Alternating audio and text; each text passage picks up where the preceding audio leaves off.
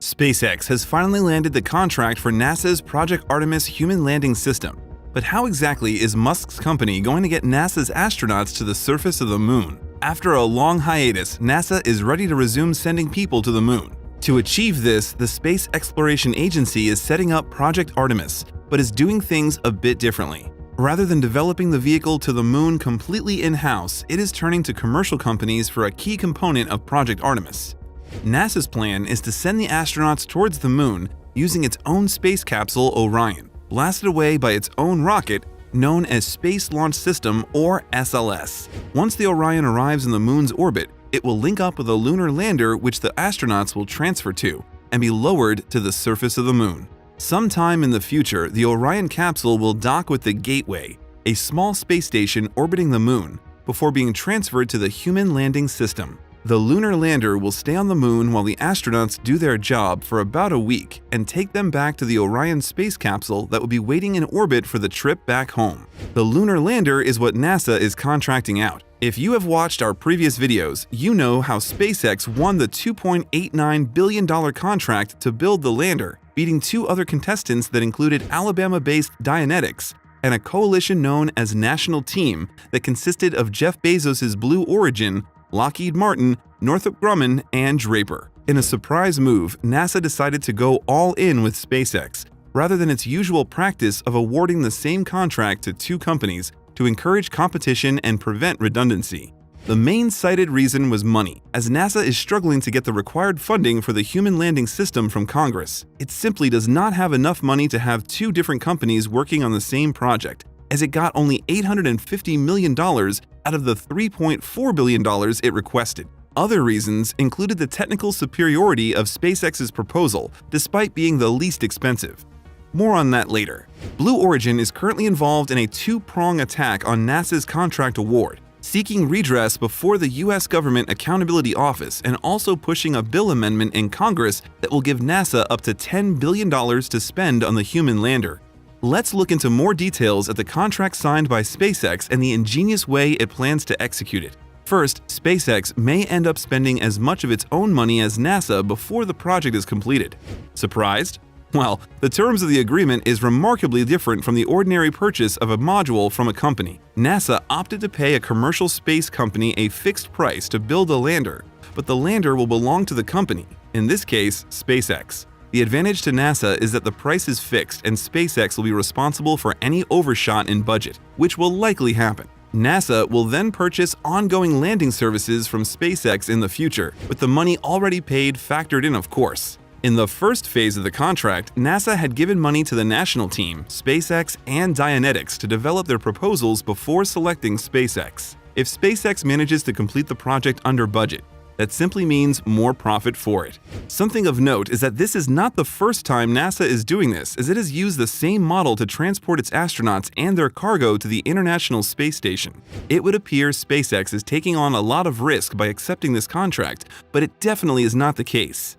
First, SpaceX is modifying Starship, its reusable spaceship rocket system combo, which means NASA's money isn't going into building something from scratch. SpaceX is designed the Starship to be multi-purpose, capable of taking colonists to Mars, astronauts to the moon, and zipping from one point to another here on Earth. It is also designed to launch and land upright rather than ending up as debris scattered at sea.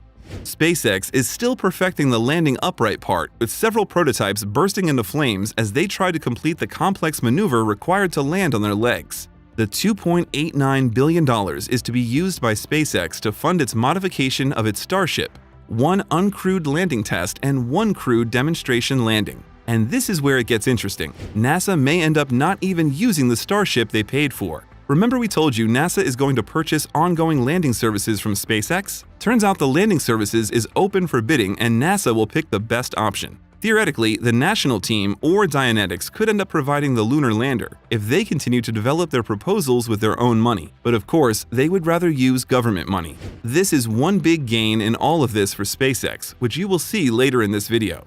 Now, do you wonder why NASA isn't letting SpaceX take its astronauts from the Earth to the moon since its Starship is being designed to be capable of it? For several reasons, actually. Most importantly, NASA doesn't trust it enough yet. It is true that SpaceX's Falcon 9 rocket booster has been landed upright, but SpaceX has not done so with a heavy crew capsule on it. The Starship, meanwhile, is far heavier than the Falcon 9, making its landing even trickier to perfect. Its booster, named the Super Heavy, is even yet to record its first flight. That doesn't mean the space agency doesn't believe in SpaceX.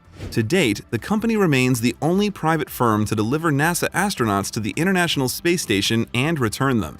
The other reason is more political.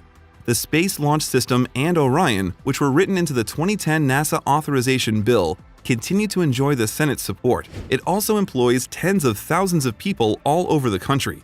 Any attempt to sideline the two will cause a lot of blowback, and NASA would rather not be embroiled in lawsuits and negative press.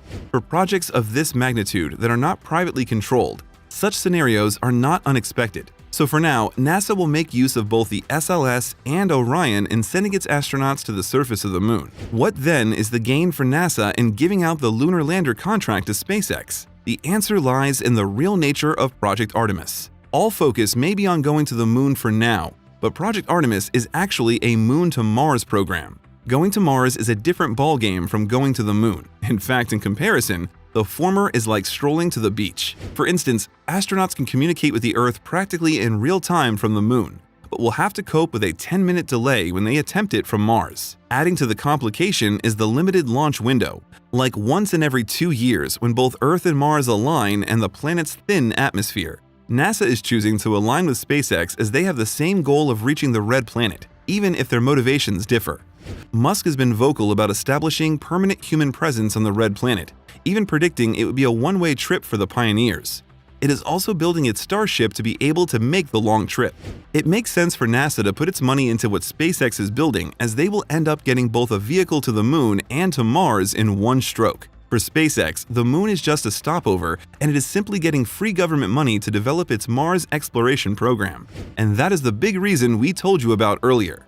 It is no surprise, then, that NASA decided to fund the Starship and considered it technologically superior. Blue Origin's national teams and Dianetics proposed landers that are only fit for the moon, despite requiring far more money than SpaceX. Will SpaceX meet the 2024 deadline? Musk remains super confident that his company will not delay Project Artemis. The comment section is open. What do you think about SpaceX's Starship going to the moon?